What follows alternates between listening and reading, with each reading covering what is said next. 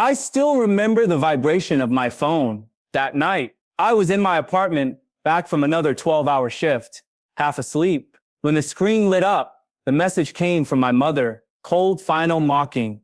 We changed all the locks. You don't have a home anymore. Let's see how brave you are now. Haha. For a moment, my thumb hovered above the screen. I read it 3 times, letting the words sink in my jaw, clenched. But I didn't reply. I didn't yell. I didn't beg. I simply smiled because they didn't realize home wasn't theirs to take. I grew up in that house. Every nail in the walls, every corner of that property carried my sweat. My father used me like free labor since I was 14, painting, repairing, fixing roofs, mowing acres of land. He would often call me the son he never had, laughing while my sister pursued her studies. My mother would feign affection with a smirk, and I, like any child, believed them. As I grew older, I took on the responsibility of paying bills, electricity, gas, and even their mortgage. On one occasion, when my father was short on funds, I genuinely thought I was simply supporting the family. They called it duty, but the truth, it was exploitation wrapped in the language of love. The shift came last year, subtle at first. Conversations cut short. When I entered a room, whispers behind closed doors. My name left out of family toasts. Then one night I walked past the kitchen and heard my mother's voice. The deeds in our name. They don't realize that I froze.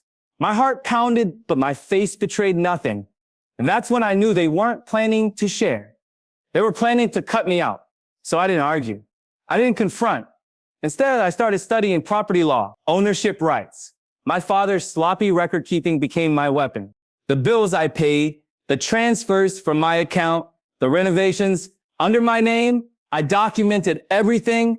Every receipt became a blade. So when that message came, when my own mother tried to lock me out of the very house, I had kept standing. My decision was already made. I called my lawyer at dawn, filed a petition. I said, voice steady, it didn't need clarification. We had been preparing for months. 2 days later, their lawyer emailed me in panic. We have a problem. Call immediately. Of course they had a problem. Their iron cage of control had cracks, and I had widened them into a fracture. I didn't call. I waited. The confrontation came the following week in a sterile mediation office. They walked in first. My father red-faced, my mother smug, my sister silent but curious. I didn't look at them. I laid out a folder on the table. My lawyer slid it forward inside. Proof every payment, every transfer, every repair under my name, thousands upon thousands. Enough to establish equitable ownership. Enough to prove fraud. My father flipped through the pages, his smirk collapsing with each turn. My mother tried to speak, but her voice caught in her throat. My sister's eyes darted between us, realizing she wasn't the favored child. After all, she was just a pawn. Finally, my lawyer spoke calm, precise. My client isn't asking for repayment. He's asking for the property. Silence. The kind that suffocates. I watched their faces as the weight of it sank in that house. Their fortress, their kingdom, their weapon was slipping from their grip. When the judge signed the order weeks later, I stood outside the courthouse with the keys in my hand. My keys, not because they gave them to me, because the law had, because I had turned their greed against them. I didn't move back into that house. Its memories were toxic. Instead, I profitably sold it and bought a smaller, quiet, and truly mine place. My parents still contact me occasionally. My father tries guilt after everything we gave you. My mother uses venom. You'll regret this when you're alone. But regret is no longer part of my vocabulary. They believed locking me out would destroy my future. In reality, they handed me the match to burn their illusion to the ground.